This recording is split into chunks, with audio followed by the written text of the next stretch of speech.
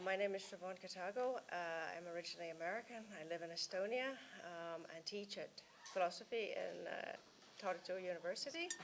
It's my great pleasure to be able to speak about the problem of memory with Bernhard Schlink and with Eva Hoffman. I first encountered their books, actually, in New York City as a student working at St. Mark's Bookshop. And I remember first Eva Hoffman's book, Lost in Translation, shelving this, unpacking it, talking about the book with fellow workers, and really being amazed by this book, Lost in Translation, Life in a New Language. A few years later, a similar kind of experience, like Alice in Wonderland, falling down the rabbit hole, as I read Bernhard Schlink's book, The Reader, and similar, unpacking the book, putting the book on the bookshelf. And so now, to imagine that I'm in Bratislava with these two authors, after my Alice in Wonderland rabbit hole experience, it's phenomenal. So I thank you very much. Now, what is so fascinating, or one of the things that is so fascinating, is the fact that both Eva Hoffman and Bernhard Schlink are from the same generation. They both write about this experience of living self-consciously about the moral and political implications of the past. And I think they write from different perspectives, but oftentimes from very overlapping, very complementary perspectives. Maybe what I would ask, first of all, the two of you, is to please let us know how you became interested in this question of memory and how you started to write about it. And perhaps we could start with you, Eva. Thank you. And let me say, first of all, what a great pleasure it is to be here and to have been invited to be part of this very interesting and very distinguished gathering. On the way from the Vienna airport today, I was remembering my first and last time I was in Bratislava before now, which was in 1990. I was actually gathering material for a book about the transitions, the Velvet Revolutions, the transitions of 1989. And I remember my sense of utter amazement at how close Bratislava was to Vienna, at how close Slovakia was to Austria. In my imagination, the distance between the two countries was enormous. Slovakia was in the other Europe. And, you know, the division created a sense of a great distance. So now, of course, 25 years later, Slovakia is part of the other Europe no more. And it's very interesting and very exciting for me to be here again. So yes, how did I come to be interested in questions of memory and in the perspective of the second generation? Well, it started, of course, with a very formative, a very potent experience of being the daughter of Holocaust survivors. My parents survived the war and the Holocaust in the Ukraine, in a tiny little town, so tiny that ages later when I tried to find it on the internet finder, I couldn't. And that's maybe the definition of tiny these days. Anyway, it was the Polish part of the Ukraine, where the population was quite evenly divided between Poles, Jews, and Ukrainians. My parents' lives in that worst of times, and in an area of the world where, statistics of survival were very small. My parents were hidden by Polish and Ukrainian neighbors who were doing so at the risk of their own lives. Their entire families were killed, were annihilated. So this was a kind of foundational cluster of knowledge I came into. I think I knew these facts in one way or another from very early on. A foundational cluster of knowledge which it has taken really sort of a lifetime, I could say, to unpack. I was born so close. I mean, I was born in Krakow.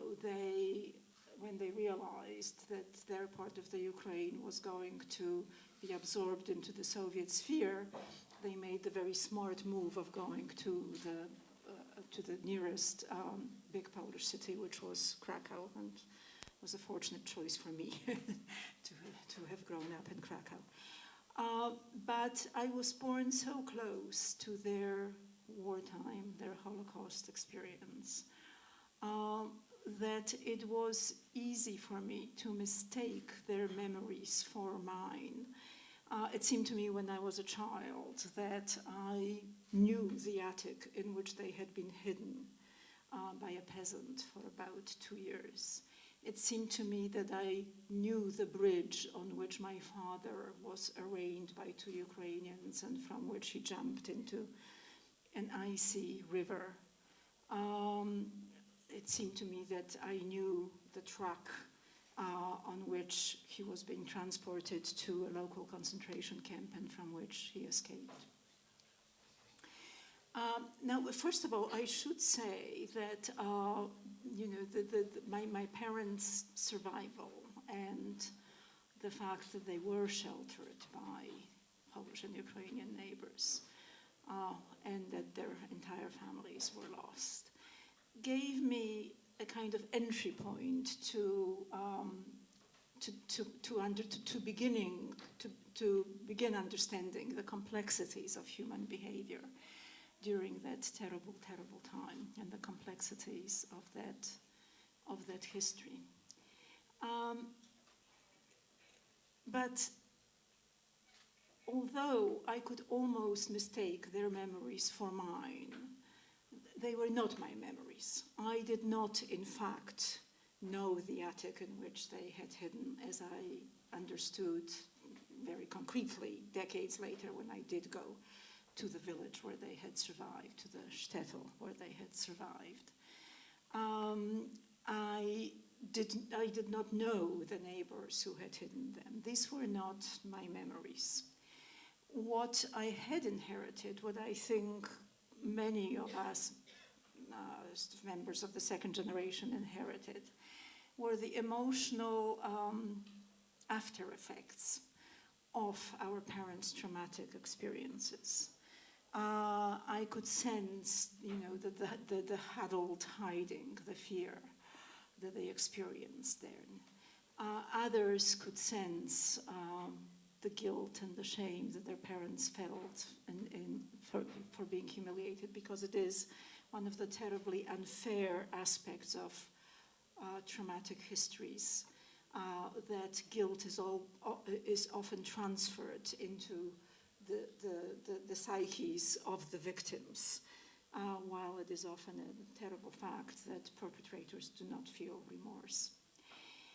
So what the children inherited were the emotional after effects, the sheer existential insecurity that their parents felt. There is so this was, a very deep transmission after the after effects of trauma continue for a long time, and they course through the psyches of the subsequent generations. It is interesting, I've been very interested in recent research which suggests that traumatic experiences are actually transmitted genetically, that there is epigenetic transmission in which children of traumatized parents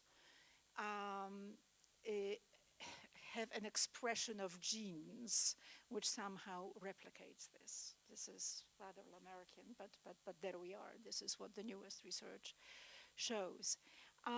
But nevertheless, we did not inherit the memories. And I stress this because I think it's important in understanding not only second generation memories, but collective memories of all kinds. That in the second generation, there is a kind of danger of memory which is reductive, of memory which is frozen, of memory of a few tropes, of a few images which are inherited from parents. And this is true in collective memories of all kinds, that they can serve. They're not the same as direct memories. They're not part of the second generation's experience.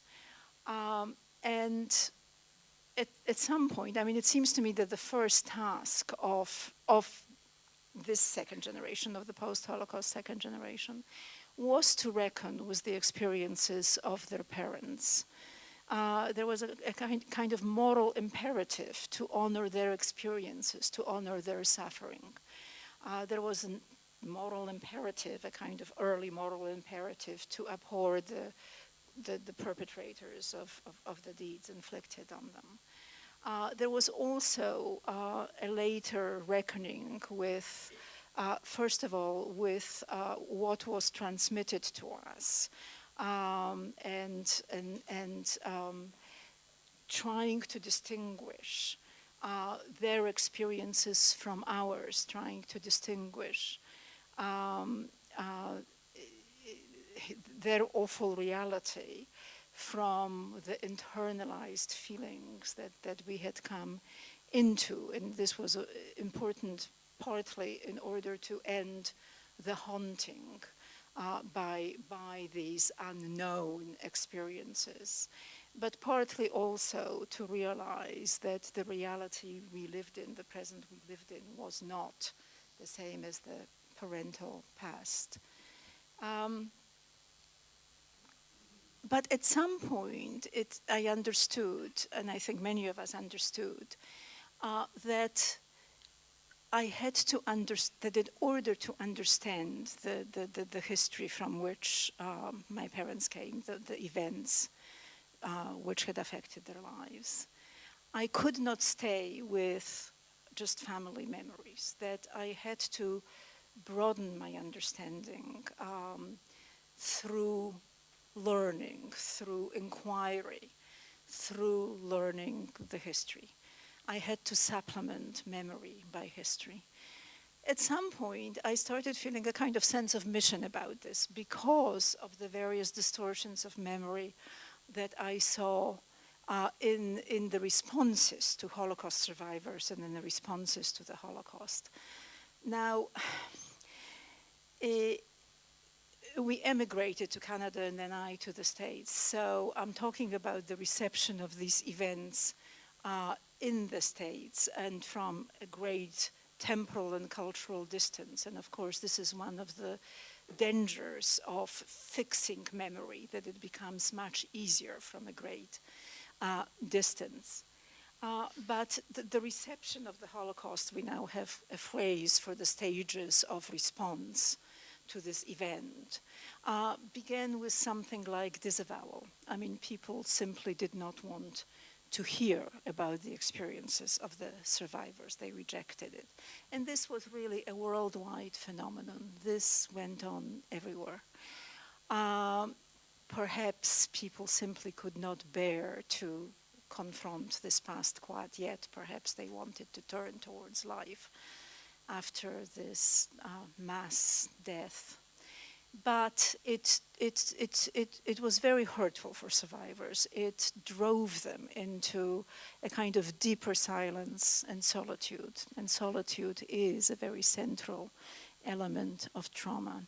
There was then a kind of great swing of the pendulum in which not only the Jewish second generation in America, but really everybody, became preoccupied by the Holocaust, was a preoccupation which verged sometimes on obsession. But this also was happening from a great distance and without really understanding what had gone on. And so, you know, there was a great deal of repetition of certain formulae, of certain formulaic pieties. We must remember, we must never forget, we must honor the survivors.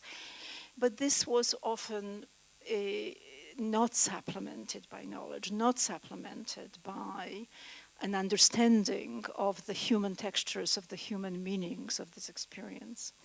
And so it seems to me that the second generation after atrocity is a kind of hinge generation whose task is to transmit the knowledge of these events with the understanding still of the full human meanings, but at the same time to transmit it as history rather than to convert it into another myth, into another partial memory.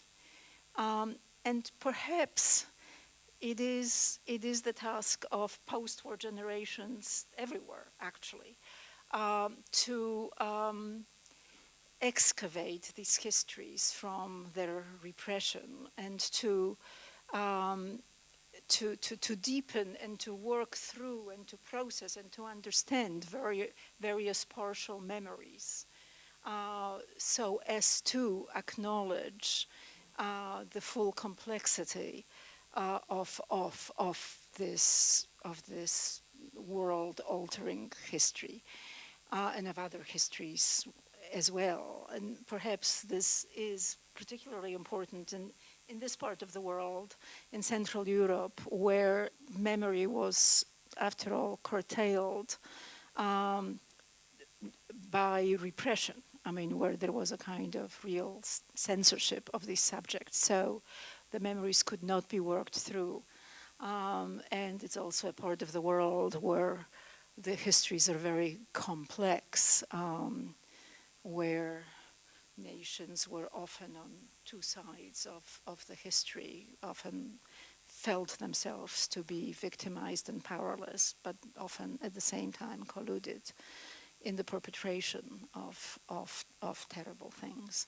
So this is a very difficult history to decode, but an unpack and very difficult circle to square. I'm not sure it can be squared, but it needs to be acknowledged, I think, and worked through. Thank you. So, Eva, you come from the background of literature, yeah, and also having been an editor for the New York Times Book Review and write for the New York Review of Books. Then, Bernhard, you come from a tradition of law. So how then did you also become interested in this question of memory and of your generational emphasis in the way you see it? Well, first of all, I'm grateful to be here, to have been invited here and to be here with Eva and Siobhan. I was born in 1944, and I experienced something that my whole generation experienced. There wasn't much talk about the past in the 50s for a variety of reasons. And then in the late 50s, we had the first big trial, Nazi trial, after those in the 40s. And then we had the Auschwitz trials in the early 60s. And that was when my generation began to wonder, what had our parents done during the Third Reich? And for many of us, it was a shocking experience to learn that for some it was the father or the mother who was with a BDM, with a Deutsche Mädchen, or an uncle or the pastor or teacher from whom one had learned, a professor. So these figures of authority and importance, figures to whom we owed a lot, people we loved. We learned that they had committed atrocities, participated, looked on. And this was the dilemma. On the one hand, one doesn't stop loving a father simply because one learns what he has done. One doesn't stop owing to a teacher, my teacher, to whom I owe the love for the English language and many other things.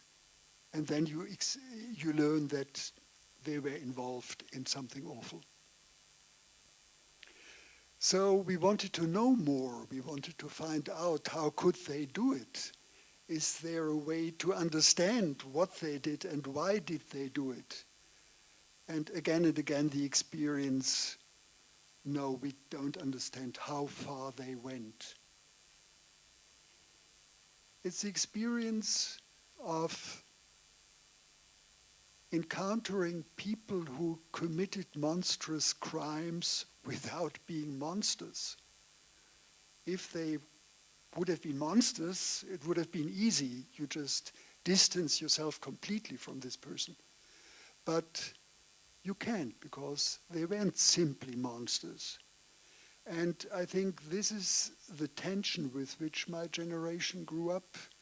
And it's also the experience that, in a way, entangled us into the guilt of the first generation. I think, and we could have a legal history excursion into that, I think that keeping those who are guilty within one's solidarity or even love entangles you into their guilt. The only way to free yourself from this is to break with them clearly and profoundly, to throw them out of the community. And that was something that the German society didn't do after the war and probably couldn't do after the war. And this is something that my generation also couldn't fully do, but stayed in this dilemma that I tried to describe. But the guilt was something that all of my friends, fellow students experienced, and all of them at one point in their life tried to learn more. So my fellow doctor students, medicine students, they began to research the history of doctors in the Third Reich. How could doctors become criminals in concentration camps or killing disabled people? In my field in law, when I was a student in the 60s, the literature of our professors that they had written in the Third Reich was locked away in a so-called poison closet. And one only got access with special permission by the dean. And that was granted only if one had a very serious research project. So one of the steps of the 1968 student revolt was opening these closets, and we began reading what our professors had done and written in the Third Reich.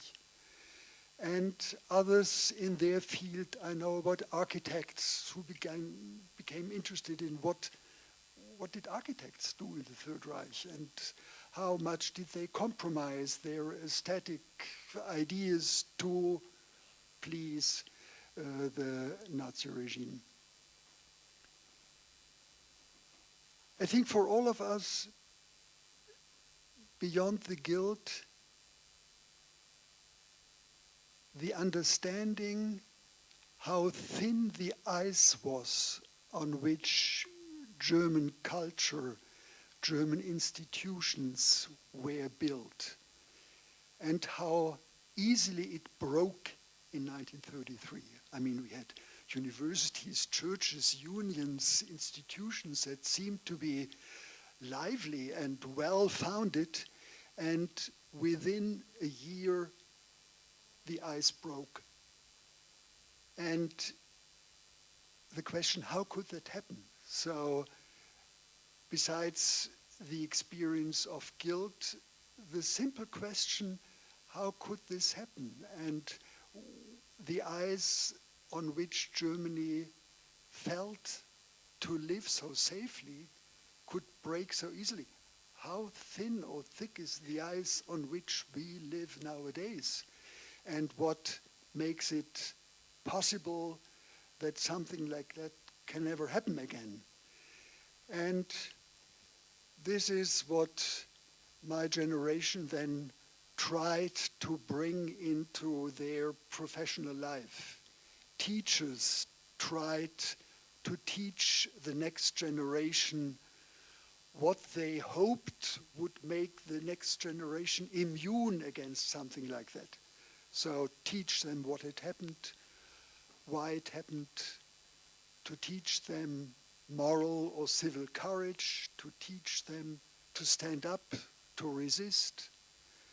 And in law, we tried to integrate, you can describe the story, the legal story, the constitutional law story of the 60s, 70s, and 80s to quite some degree as an attempt by our Federal Constitutional Court, by our constitutional scholarship, to build constitutional life so strongly and safely that it is immune against awful things like they could happen at the end of the Weimar Republic. I would say the experience of the second generation, first the dilemma, we love them and we owe them, but we have to see what they did.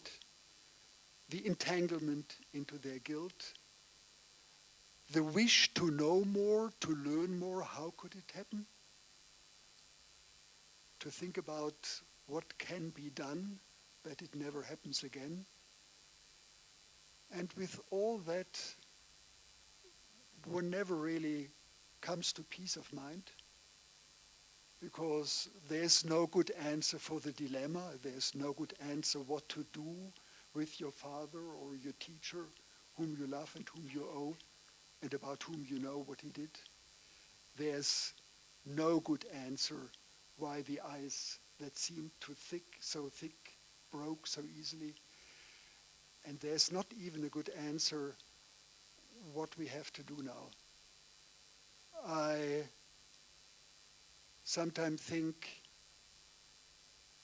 the generation of my son and of my grandchildren, for whom moral courage has just become a mainstream thing. It's so easy now to stand up for something. It's just what everybody does. That's what they learned. But will that help them to stand up against the mainstream that at one point may become bad again?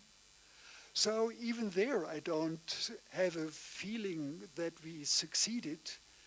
And you talked about the trauma being passed on to the second generation. And to my generation, the guilt has been passed on. And I don't know resolution for all that has been triggered. May I follow up on this question of or issue of guilt? Because you write about collective guilt in your book, Guilt About the Past. And in fact, it's the first chapter, collective guilt.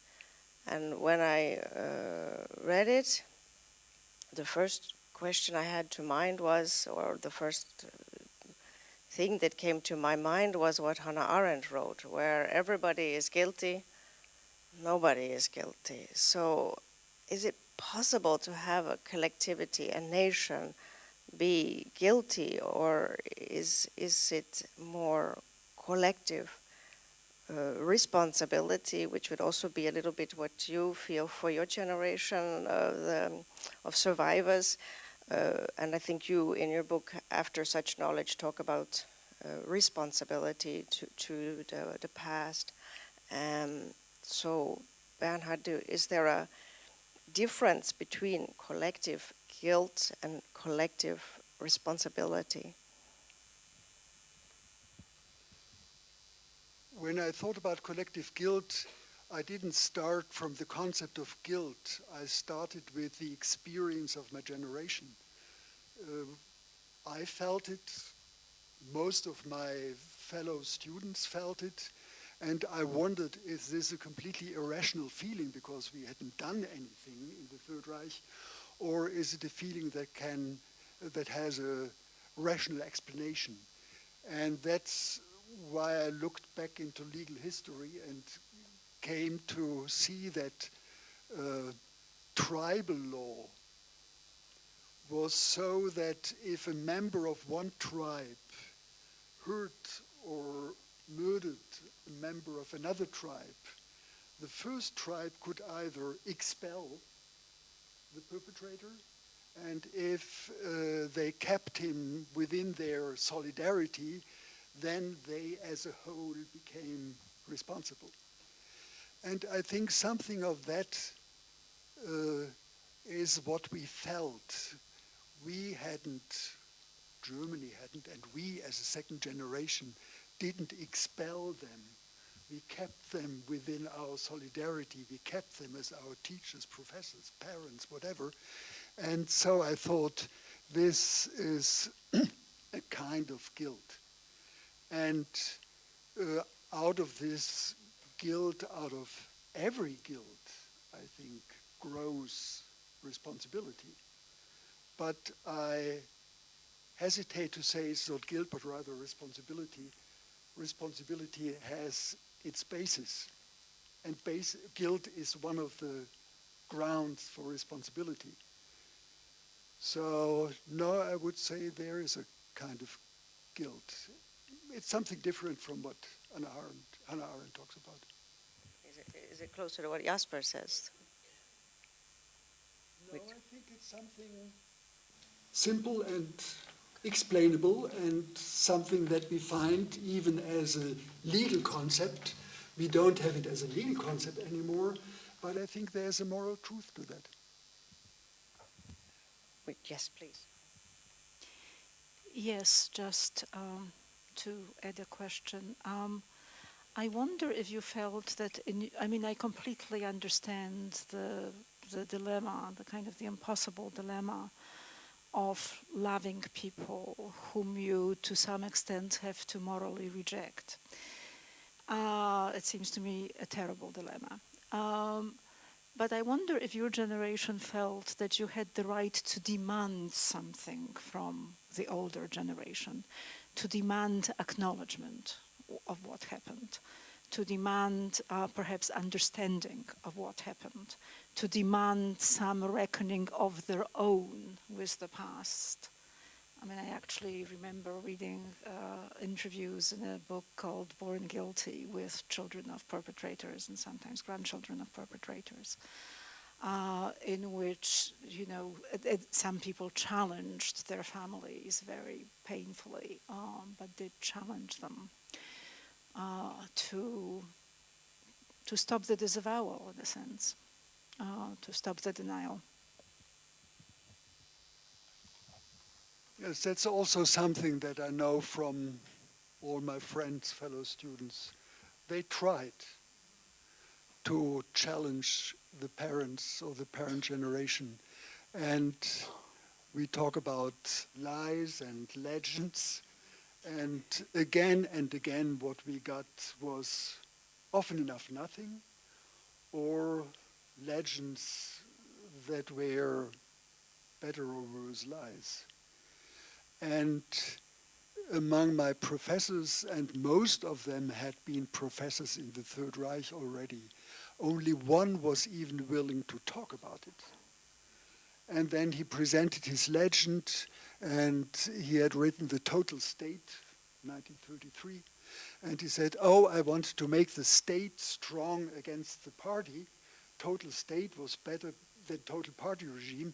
So they had their legends and their excuses and their explanations. And to break through that was almost impossible. So then we rather read about them than learned from them. May I ask you then, you mentioned this idea of demanding recognition or demanding an answer or some kind of recognition, I think was the word.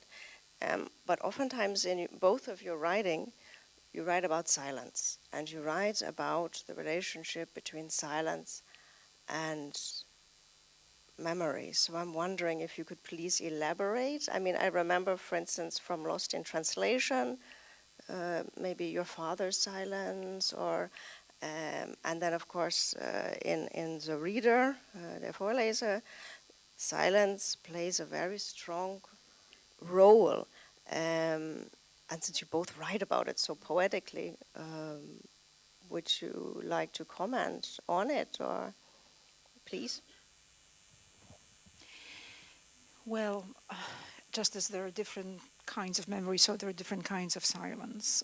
There are different valences of silence. There is the silence of denial, of disavowal.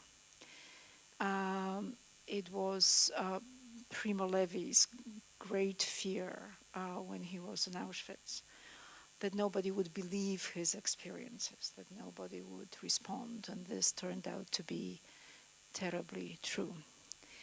There is a traumatic silence. There is a silence which comes from the inability to speak, from a kind of freezing of speech. Altogether, it is the feature of trauma that it arrests time, that it arrests the psyche at the point at which it happened. And it takes a lot of psychic work to begin to admit other experiences into one's life, into one's subjectivity. There was a myth of the silent survivor after the war. Some survivors were silent, some were not. Some talked in their families, talked among themselves, talked to those who were willing to listen, because, of course, speech has to have a listener.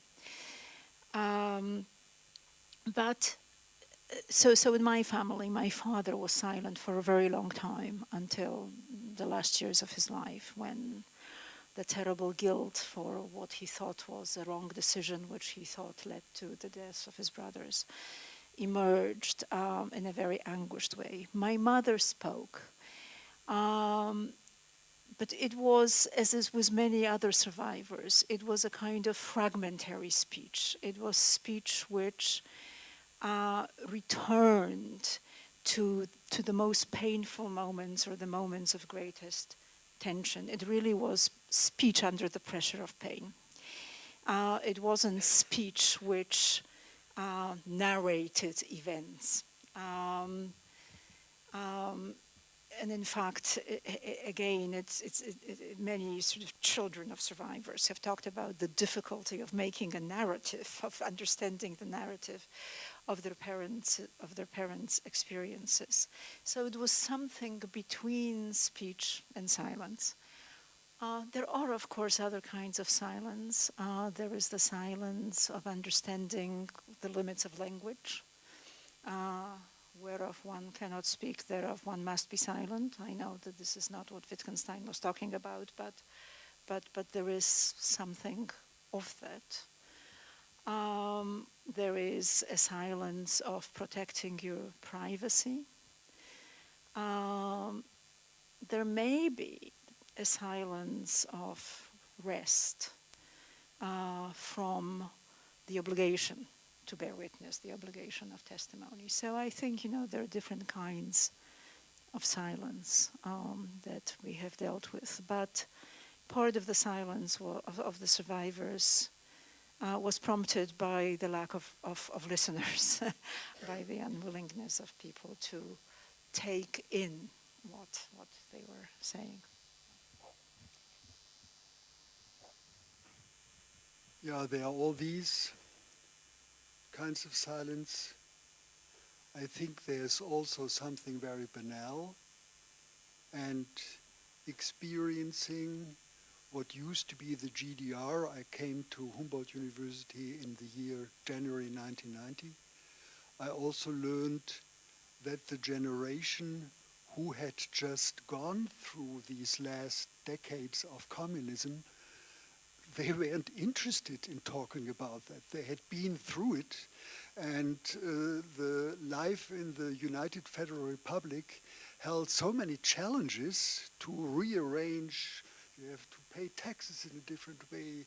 You have to find insurances and the medical system. Everything is new. You have to find a new job.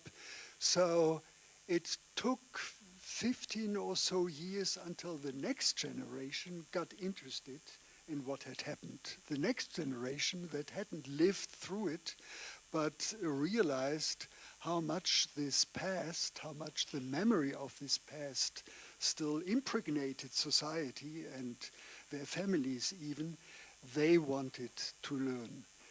And so the silence of the 50s, I think, became more complex to me than it was before. I thought it was just denial and repression. I think it was also after a lost war, you have other things to do than remember. You have to rebuild your country. So I think often in silence, many things come together. It can be repression, it can be denial, it can be that it's too painful, it can be that it's just not interesting because other things in life are more interesting and more urgent. And even the United States, I think it took something like 15 years before the American society or American literature dealt with the Vietnam War. It always takes a while to be able to deal with a painful past. Oh, yes, please. One more thing, that in addition to all of this, there is the silence not so much of psychic repression, but of suppression, which this part of the world has been so familiar with. The silence on the subject of the Holocaust in Poland, on the subject of the non-communist resistance, was the silence of necessity. Of course, it was not complete silence. People talked privately among themselves, but there was no possibility of public discussion of it, and therefore a public working through. And so I think the reckoning with these pasts has been very delayed in this part of the world, and probably still needs to be processed, very strenuously. Continuing with this sort of problem of memory that maybe is linked to the silence would be this issue of closure and of reconciliation and forgiveness. And I think both of you, write, this is in after such knowledge and guilt about the past, towards the end of the books, it seems almost as if you are finding closure or reconciliation with this topic, but I would like to ask,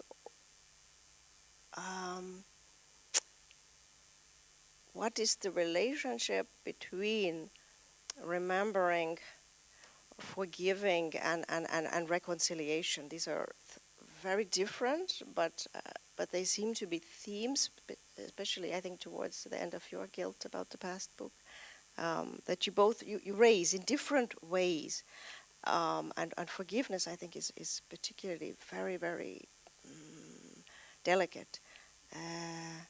So I don't know who would like to.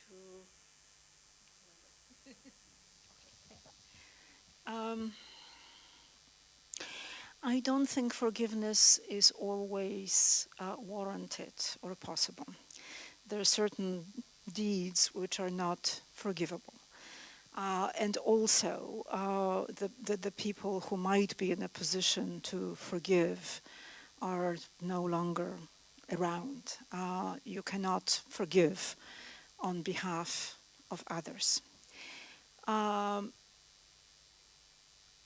would like to sort of insert the notion not of memory or forgiveness, but of recognition.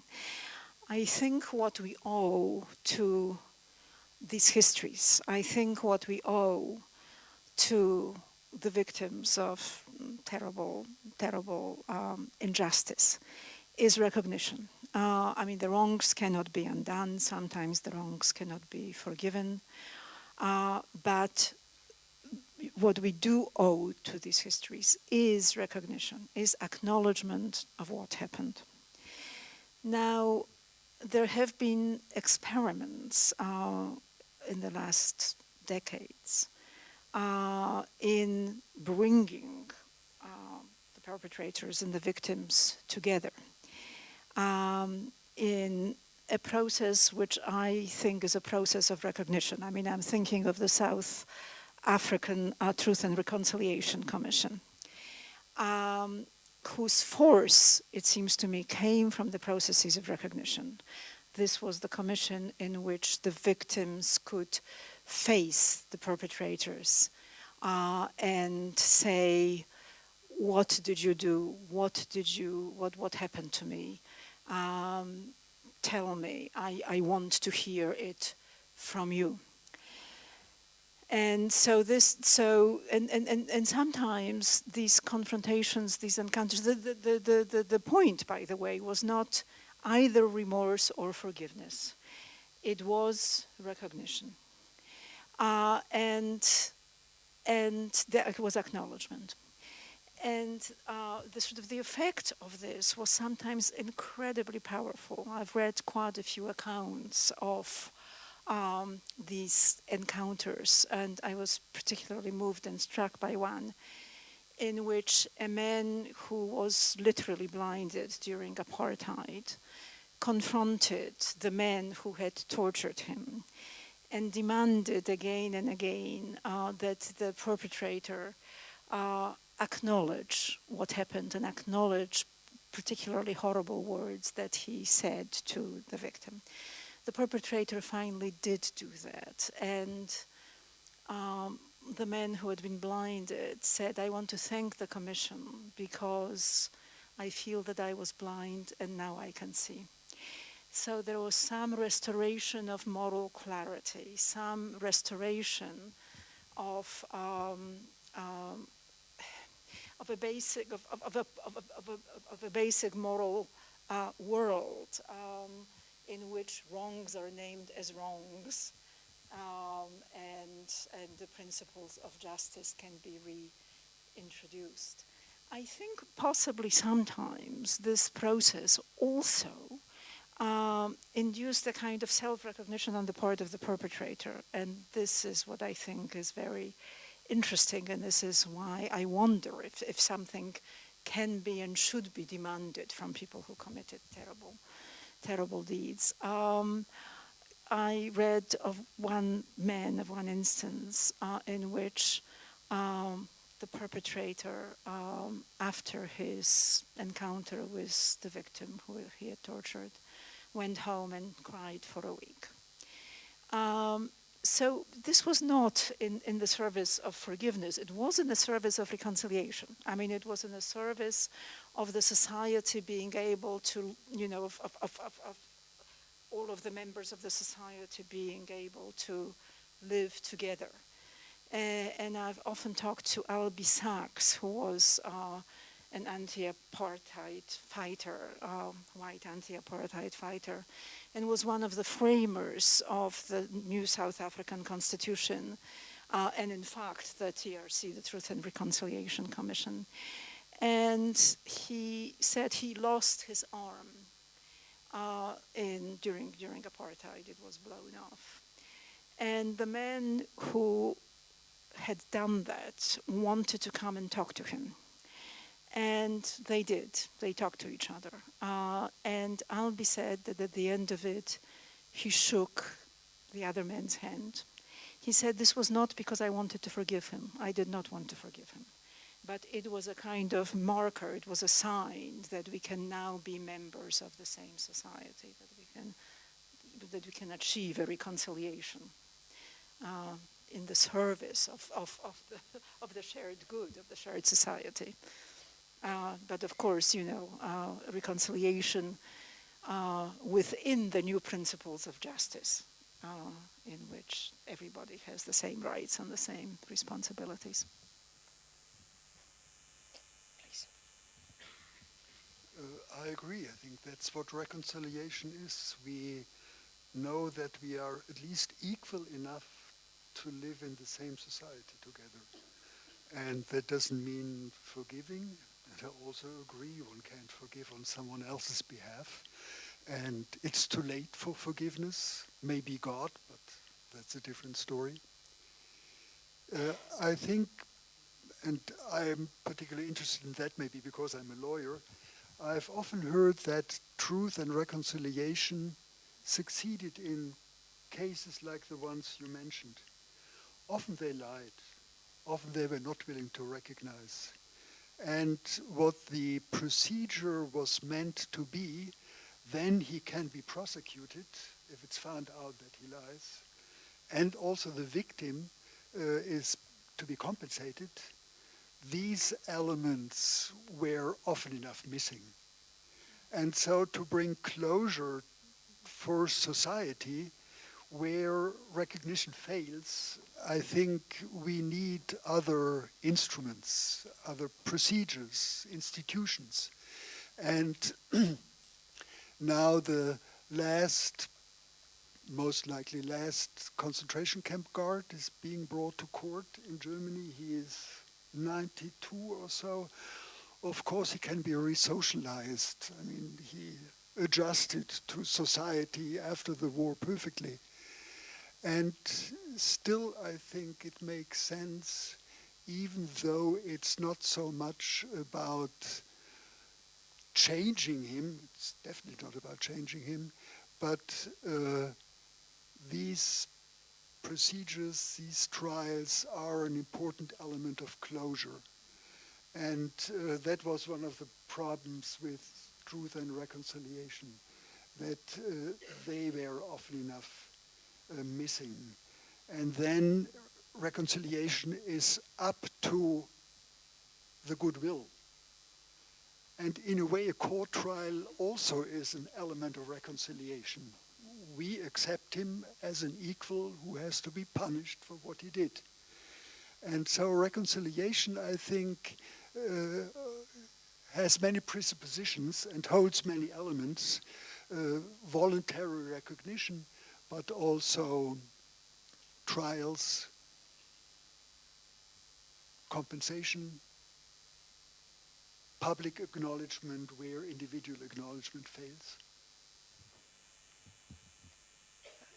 Since you are mentioning, both of you, this institutional arrangement of trials and the idea of a common society with common values and common understandings of what is right or good and just, maybe now we can think about this problem of memory with respect to the refugee crisis in Europe.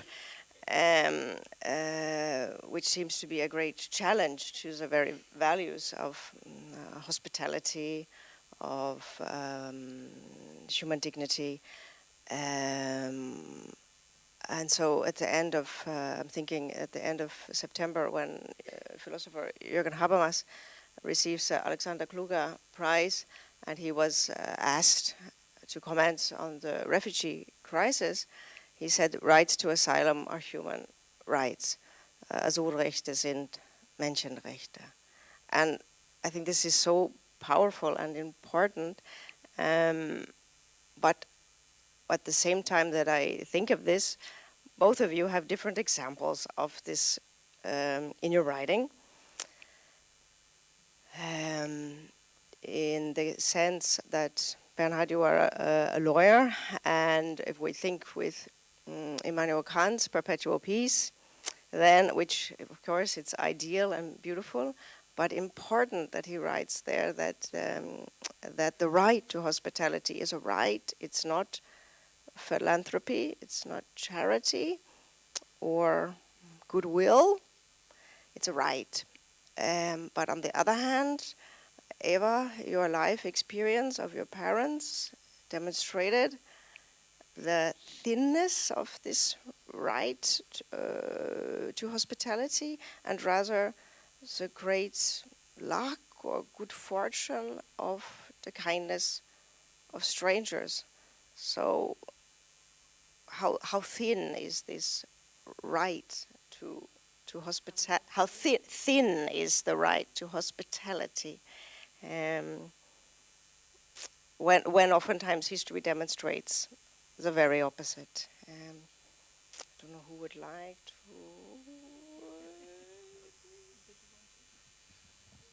It would be so nice if we had Kant on our side. Unfortunately, we don't. Kant talks about the right of the visitor to come and get in touch, to offer communication, but it can be turned down. Just because he is a foreigner on our soil doesn't give us the right to expel him. We have to listen to him, we have to get in touch.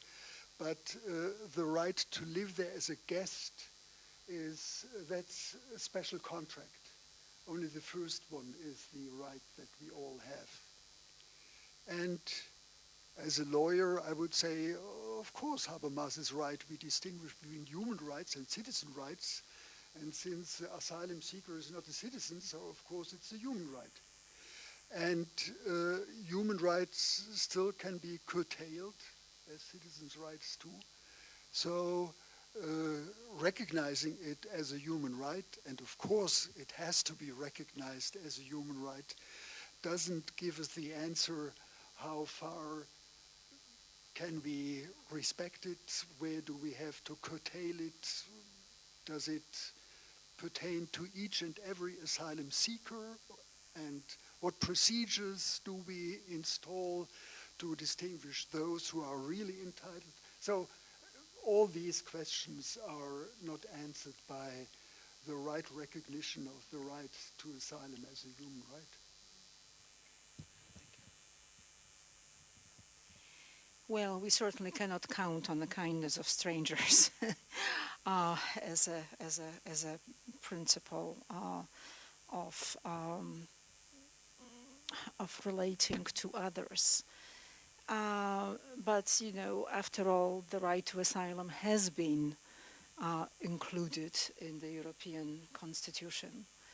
The Charter of Human Rights was drafted, you know, precisely as a result of World War II and the Holocaust. We do have those principles to act on. In the current situation, I'm struck by several things. First of all, a kind of new kind of disavowal. It seems to me, you know, that we see the journeys that these migrants or asylum seekers make from beginning to end. We follow them, you know, reporters follow them, journalists follow them. We could, you know, practically write an email to the person who coordinates them, you know, the journeys in Syria. We really see exactly what's happening. And we don't have one of two possible responses. One of which is, let's help them, let's take them in, and then, you know, see what follows. The other of which is, let's close the borders, and, you know, not give them false hopes. But it is as if we see and we don't see what is happening. And I think that is a real failure of effectiveness, of European effectiveness. I hope I'm not saying something too terribly provocative, but it seems to me very startling that this has not been addressed more energetically. the scale of the problem, of course, makes addressing it incredibly difficult. And in a way, I think that if we do want to take in legitimate asylum seekers, we do have to uphold the definition of who asylum seekers are. We do have to distinguish them from migrants, because it is impossible to take everybody in.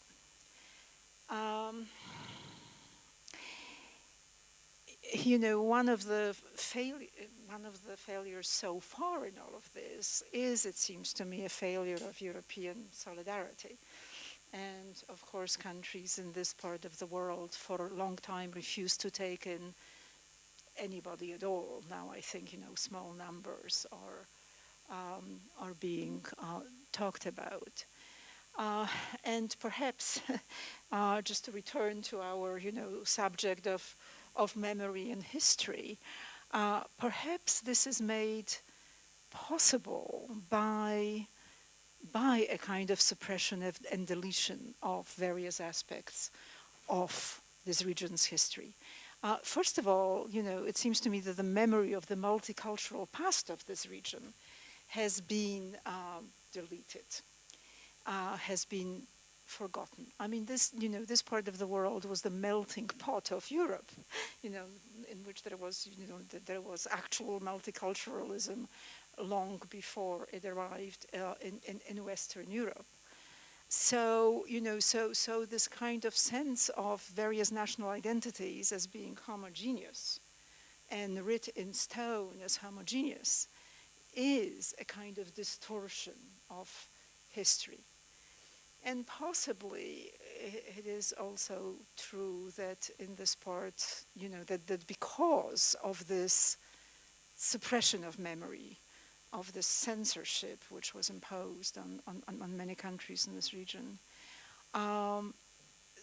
certain forms of relationship to others have not been worked through.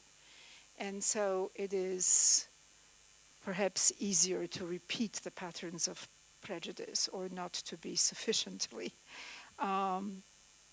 terrified of them and horrified. So I think the past is playing some role here in the present. At the same time, in a sense, it seems to me analogies do fail. This is a new situation with which it seems to me that Europe has to deal together and does have to deal on a principled basis. Would you agree with this also, the divisions in how the past is understood? Yeah, I agree. I think that looking into the past can break up prejudices and break borders down. I have some hope that some of this multiculturalism can be relearned. I mean, I grew up with the first Italian guest workers that looked so strange at first. But once the Spanish came, the Italians were almost us. And then once the Greeks came, the Spanish already had become like us. And in Berlin, every second household has a Polish cleaning lady. And so there is some melting pot atmosphere can be recreated. And I think it's in a country of wealth probably easier than in countries who struggle economically more. But I think we are at the beginning of something good. I mean, do you also think that there's a role that has been played in the sense that West European countries, had 40 years in which they could come to grips with, talk about the Holocaust and Nazi past, whereas that was different, perhaps distorted, I think was your word, in East European countries, and that plays a role in the response? Well, and the Western European countries have now had a long practice in multiculturalism, and they have had to figure out how to deal with it within their societies. I'm not sure the perfect solutions have been arrived at, and in my sort of immigrant trajectory, I have encountered sort of various attitudes towards otherness, towards the other. And for a long time, there was complete incomprehension that there was such a thing as cultural difference, particularly in America. There was this notion of the melting pot and the notion that the newcomers, the immigrants, were supposed to melt into American culture instantly and with no sort of conflicts. This was then replaced by a kind of idealization of the other, it seems to me, a kind of romance of the other, in which all sort of rightness and wisdom, seem to inhere in the other, whereas, we were historically guilty for many things. I think we still need to figure out how to incorporate all members of society into the same sphere of citizenship. I like the French Enlightenment idea, in which the idea was that you could have your private identity. You could be Jewish, let's say, in France, in private, but you were a citizen in the public sphere. And I think we need a much stronger sense of the public sphere and a much stronger assertion of the shared values that that sphere holds, that need to be upheld by everybody. Maybe now we can move towards the last sort of discussion, and soon we will open it up to questions. And that would be the role of literature and memory. That, on the one hand, we have lawyers dealing with legal documents, trials, justice. We have historians also with historical documents, interviews, but there's nothing like literature that can somehow reach into the moral aspects of the person through the emotions, and there's something there very, very special. So I wonder if, since you both write novels as well as memoirs or philosophical reflections, what is it that you find so special in literature? Because I would say for myself as your reader, this is, you strike a very poetic and sensitive voice. So I think there are many people in the audience who share that. So literature as playing a very, very special role with the way in which we think about and remember the past. Who may I pass the microphone to? Well, literature is uniquely the genre which can incorporate both the internal experience of subjectivity and the external experience of the context, the external world context, the structures of society, or the structures of cause and effect, of larger cause and effect, but it can do that via a representation of internal life, of the internal realities. Memoirs, Holocaust memoirs, like Primo Levi's, were extremely important, precisely to give us, and precisely in allowing us to imagine the human meanings, the human textures of these experiences. It is what literature is uniquely qualified to do. And of course, there is this, partly misquoted Adorno quote, which is that, there is no poetry after Auschwitz. Well, there was poetry in Auschwitz. Primo Levi quoted passages from Dante and taught them to a fellow inmate, as, it was incredibly consolatory and reparative. I actually did a radio program on a poet who has been quite forgotten but is now being remembered again, whose name is Władysław Szlengel. And interesting figure in that before the war he wrote light feuilletons, light poetry, scripts for cabarets, comedy scripts. Then he was taken into the Warsaw Ghetto, and he started writing poetry based on that experience. Incredibly potent and powerful poetry. He came to be known as the poet of the ghetto, and his poems were passed on fragments of paper from hand to hand.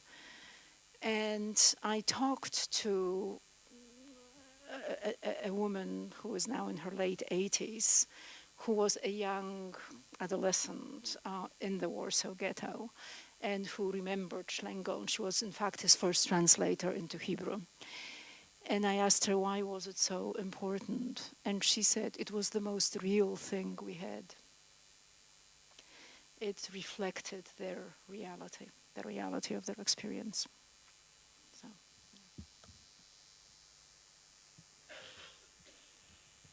That was beautiful. That was beautiful. I always have a hard time. You sent us this nice Sebald quote. Only literature can do. Only in literature, however, can there be an attempt at restitution over and above the mere recital of facts and over and above scholarship. Yeah. I read not so much to find out about the reality that is written about. The reality is written about often better from the second-class literature than from the first-rate literature. If you use literature as a historical source, like, say, 19th century, the second-rate literature is always more interesting as a historical document. I think I read because I want to find out who I am, and I write because I want to find out who I am. But can that only happen through literature? I think artists probably do it by painting and composers by making music. So, looking back at the recent past and our memory of the recent past, for me it's an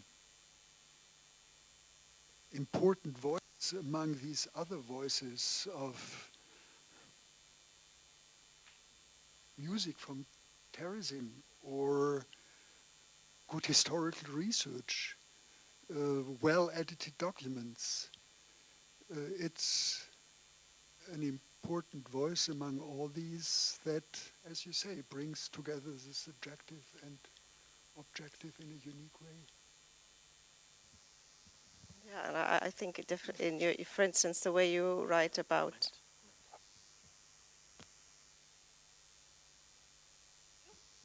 the way for instance, what struck me was the way through the characters of Hannah and Michael, you were able to get to this, or to the reader, to myself, the dilemma, and the difficulties, the moral dilemmas, and and then for the reader to try to imagine and understand, to empathize. Maybe this is this unique aspect of art, on this empathy. One cannot put oneself completely into the shoes, in particular if it's an imaginary character, a fictional character, but there does seem to be this unique ability to bridge and to find, how did you put it, this internal life of the person, and your work, both of you, has been very unique in this. Would any of you like to say anything before we open it to the floor? Would you like to? Okay, so then, please, we welcome your questions directed to either both or one of the speakers.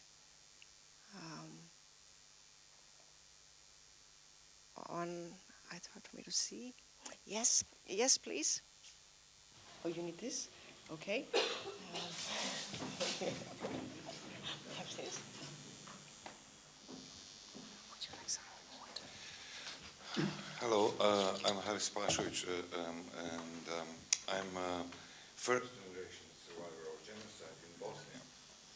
So, understandably, I'm very much absorbed by what I heard from your fascinating discussion. I'd like to ask a question to both of you, and for a question for Bernhard, is about, for us, for many of us in Bosnia, it's clear that the children of the perpetrators don't have anything to do with the crime of their parents. So we believe, and I personally believe, that the feeling of guilt is completely unnecessary. Though in this case that you describe, in your generation in Germany, obviously this feeling of guilt triggered a very, very good thing, that you started a massive operation of emancipating Germany from even possibility of something like that, what Nazis did. And I think that we have a great result in Germany of what your generation and lots of people have done. Germany seems as a country that decided to behave in all these years. Except that Nazis didn't vanish, as we see with Pegida. But one other big tradition in Germany of the 20th century and earlier than 20th century seems to disappear. And that's radical critique of capitalism, from Marx and Rosa Luxemburg to Rudi Dutschke and Baader-Meinhof. There was a line of radical criticism of capitalism. So how do you interpret that the Nazi ideology didn't completely disappear, despite all this massive systematic effort, of your generation and people in other generations than yours, and on the other hand, the radical critique of capitalism did disappear, to my knowledge, maybe, but in this big case, doesn't seem that there is something like that. And the question for Eva is about, I would like that she shares with us, that you share with us your thoughts about how it happened that the second generation of the survivors, in some cases, is capable of inflicting the same crimes or similar crimes that their parents suffered, like in the case of the Serbs in the Balkans or Jews in Israel.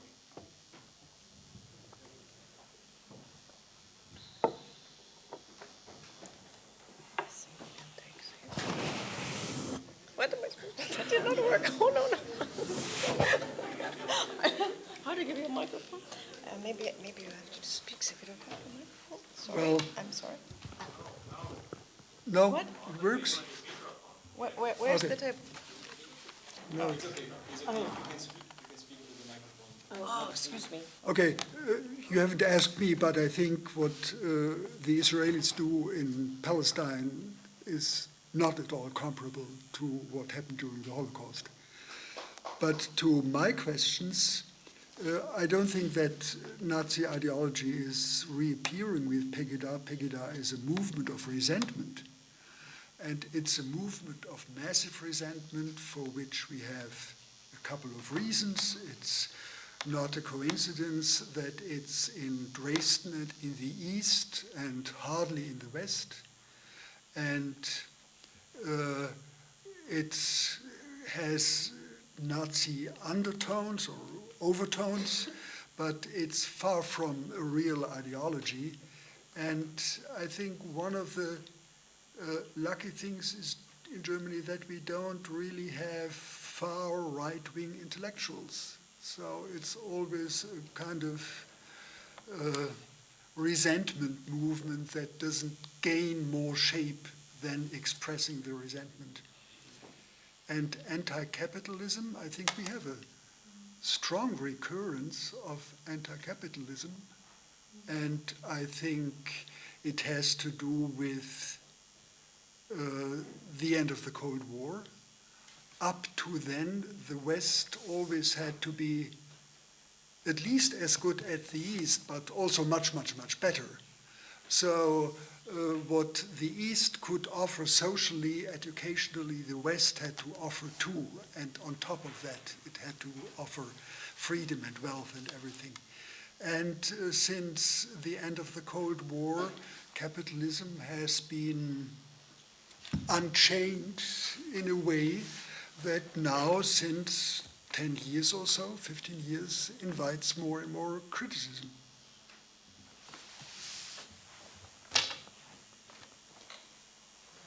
I think I just simply agree with what you have said. I really don't think that the Israeli-Palestinian conflict is equivalent at all. It is a conflict, for one thing, in which could be discussed endlessly, but I find that this is one subject which can hardly be discussed rationally. So. But I agree, and I think that critique of capitalism is now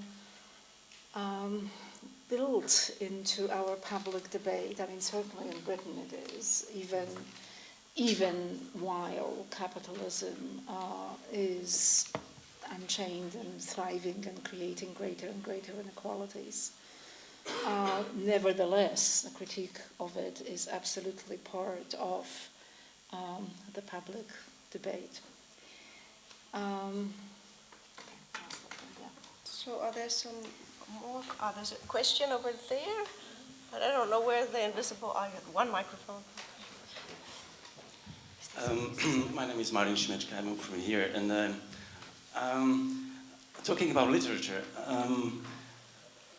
and silence, I would like to ask, because my experience here in this region is that in the communism there were, I understand why people lie or don't want to talk, but there were also hundreds of writers who lived in that communism who were part of that, except those dissidents who were on the other side.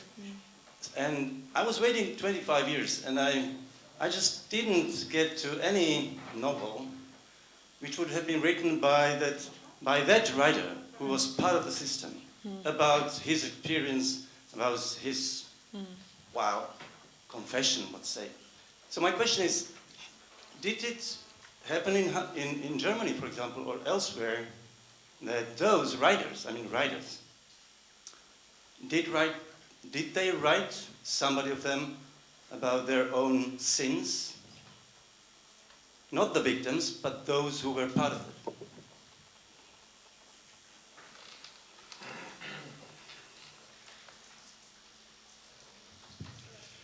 Nobody comes to my mind right now.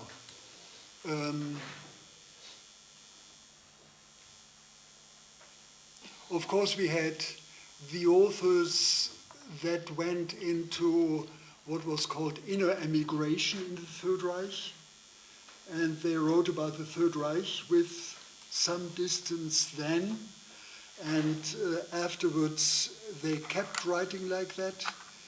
one who was really involved and a committed Nazi and maybe even a perpetrator who has written about that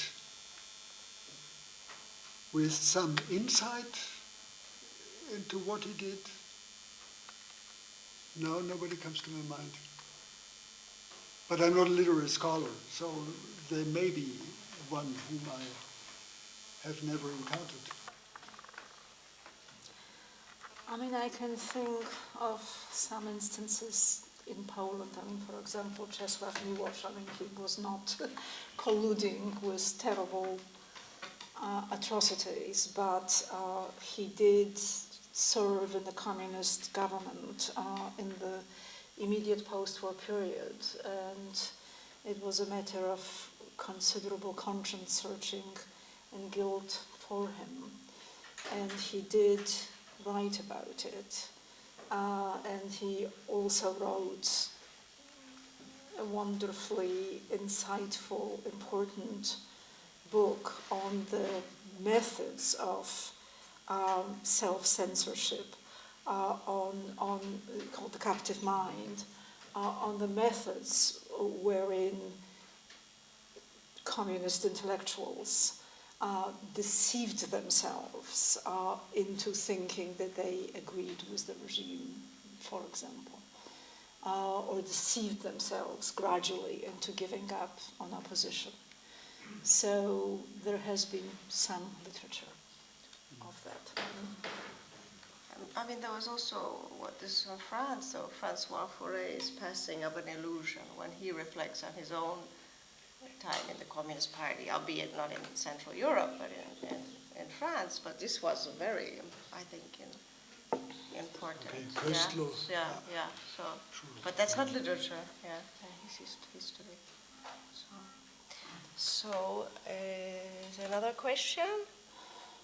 Let's see. It was back there. No? I guess. Sorry, let's see. Maybe one more thing. Of course you can. Yeah. I think this is. I apologise if this was touched on at the beginning, as I came a little late.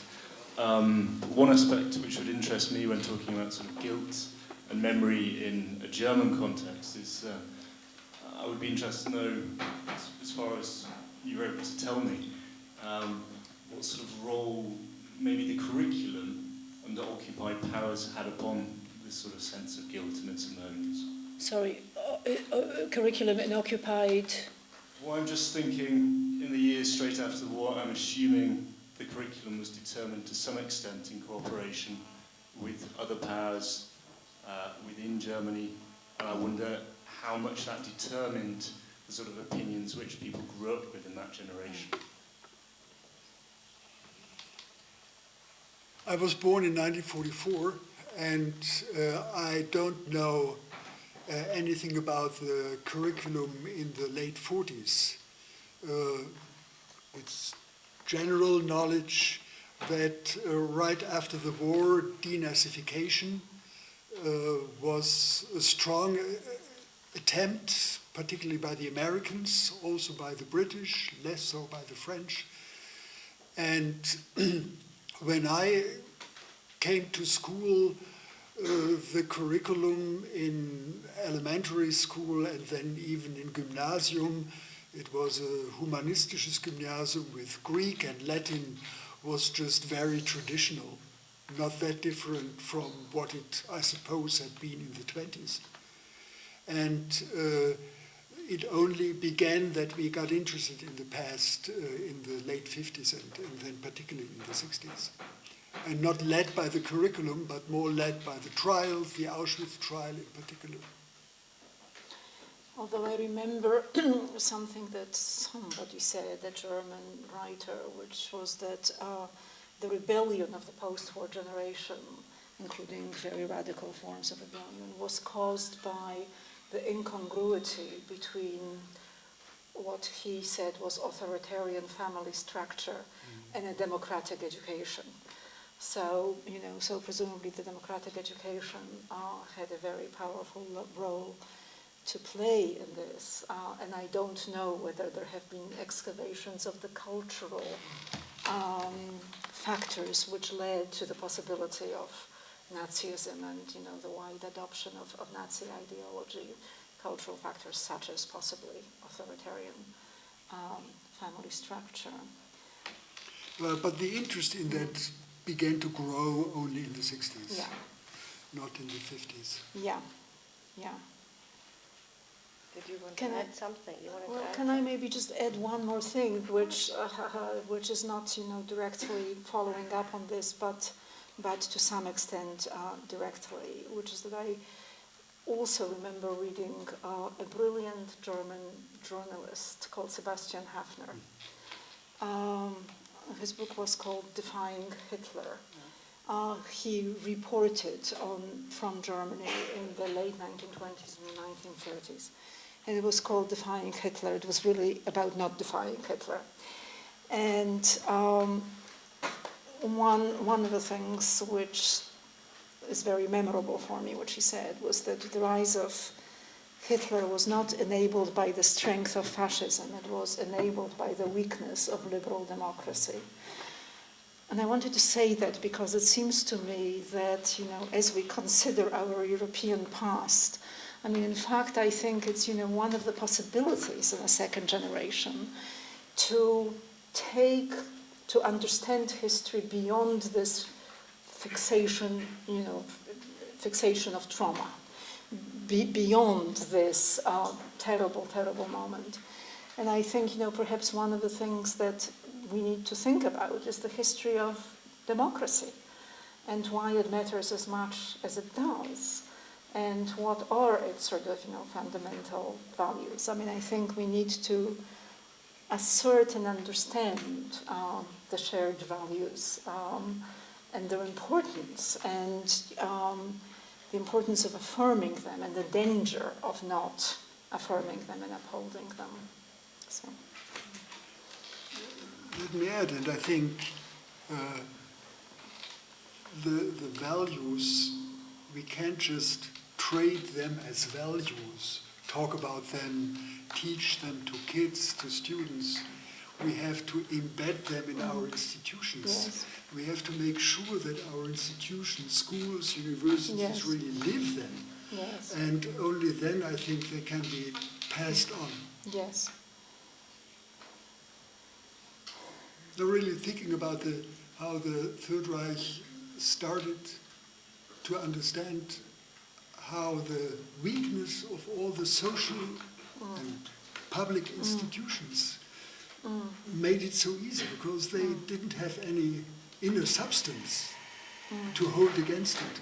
They were just skeletons of institutions, and then they collapsed.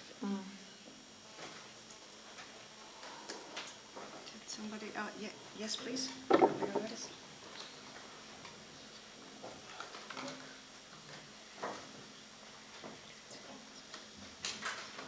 Yeah, thank you. Bernhard from Lithuania. So I have a very brief remark and a question. So first, I just wanted to thank you because as a son of a Holocaust survivor myself, I was deeply moved by your discourse. But my question would be about some sort of very peculiar, not to say unique, nuances behind German history. Of course, Germany arises as a unique case of a non-Hobbesian state. Because when I think about Willy Brandt kneeling in Warsaw or Jerusalem in Yad Vashem, of course it's a kind of the embodiment of a non-Hobbesian state, which refuses to think that the might is right. But the Hobbesian state never apologizes. The Hobbesian state, like Putin's Russia, would always say that, you know, the might is right. And an apology sends an issue of weakness, so which is not desirable, so to say. But at the same time, with all due respect to the uniqueness of German experience, from Jasperstrand, Schuldfrage, to some later cases, I have to say that still the fact remains that Germany was liberated from Nazism by America, by Britain, which is a very important fact to compare to, for instance, my country. In Lithuania, so we had a provisional government which cooperated with the Nazis. And the percent of the Jews who perished in the Holocaust was highest in Europe, 95% of the Jews. So, and the problem was that Lithuania was not liberated by Britain and the United States. Like Estonia and Latvia, Lithuania was liberated by the Soviets. Had Lithuania been liberated by Britain and America, I have no doubt that our political class, the majority, would have been treated as perpetrators and criminals in most cases, because they really issued some discriminatory laws that were quite similar to the Nuremberg laws and deprived the Jews of everything. So that's why it's a very difficult case, because just to remember Bertolt Brecht and Life of Galileo, you know that the unhappy country is the one who needs the heroes. And those countries needed the heroes after 1990. They wanted to have the heroes, they started manufacturing heroes from people with very dubious and highly questionable credentials, to say the least. So that's the difference, and would you agree with that? Because I think that we have to keep in mind some important differences in terms of political experience after the Second World War. And my question to you would be, there is a very strange thing when you mention that happily there are no far-right wing intellectuals in Germany. I started thinking about our far-right wing intellectuals. For instance, in Lithuania, a little bit in Poland. So Adam Michlin, who is going to participate in the forum, brought to my attention the curious fact that Carl Schmitt is quite popular among some Polish intellectuals. And the same perfectly applies to my country. Carl Schmitt has the renaissance of his popularity in Lithuania. How could you explain this fact? Well, I think Carl Schmitt has a renaissance because in him the evil finally is not banal, but comes with a high intellectual claim. And so from people on the right wing who can see him as still interesting, because we still have enemies, we still have wars, to those who can see him as a fallen angel, because up until 1933 he was not the later Carl Schmitt, but a different one. Until to those who think he helps us explain what happened. But I think the most important reason is Carl Schmitt is the evil, but not banal. And we see so much banal evil, so that makes his appeal. Now I think this works, if you wanted to respond. I think not. No Carl Schmitt, so yeah. Is there another question?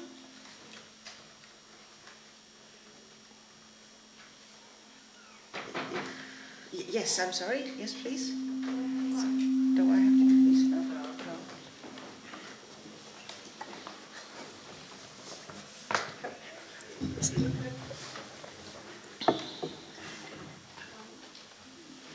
There was a very, very interesting memoir that came out recently in Germany by Günter Grass. I think it's called Peeling the Onion, and I wonder what you think about it. Peeling the Onion, that was not the title of the memoir.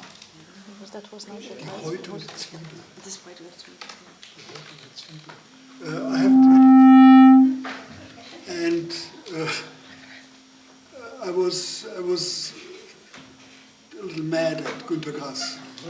Not that he turned out to have been in the SS.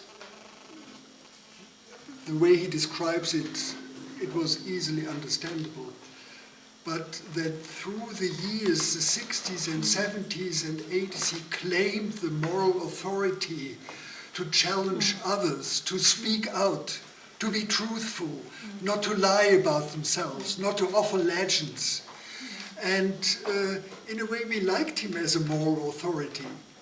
And then we learned that he himself had lied and come up with legends. So I didn't feel like reading him anymore. That may be wrong or unfair, but I didn't feel like reading him anymore. So now, oh yes, please, back on the left side. Yeah.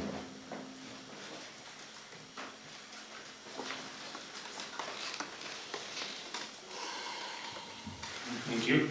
I have one question, not about the Holocaust survivors, but about like regular German soldiers, because from some point of view we can see them also as victims. Because if you are, I don't know, 20 years old and they ask you to, you have to go to the army, and from some point of view you can be seen also as a victim.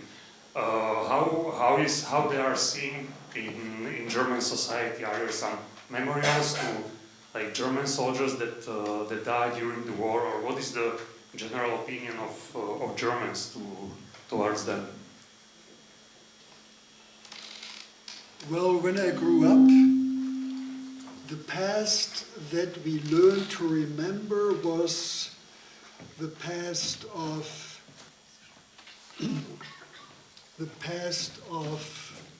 Germans fleeing from the East. I remember when I went to where I had my flute teacher, there was a memorial of a man standing, hands in chain, and that was to make us remember the prisoners of war who were there until 1955. And this past, as a past to be remembered, disappeared in the 60s when we became aware of the Holocaust as our past. And in the 60s, during my semester breaks, I often worked in factories, and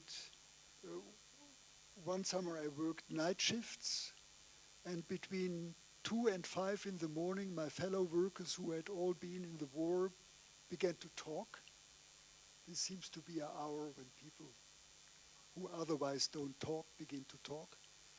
And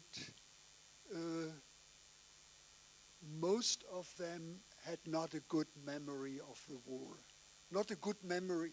You can't have a good memory of a war, but they didn't feel, okay, we just did our job, we were soldiers and had to fight. But those who had been in Russia, they all had to experience something that made them feel at least uneasy about this past. And now we still have the Volksbund Deutscher Kriegsgräberfürsorge, so still the cemeteries are being taken care of, and whenever corpses are being found, they are bedded in these cemeteries. So there is a tradition of remembering them. But the past that we long lived was the past of the Holocaust and the atrocities. And now with 2014, the past of the First World War comes more to the foreground. And I mean, in a way, the First World War is the beginning of the 30 Years' War that only ended in 1945. So I would like very much to thank Eva Hoffman, Bernhard Schlink, for sharing their reflections on the problem of memory with us tonight, and to thank you also for all of your questions and comments.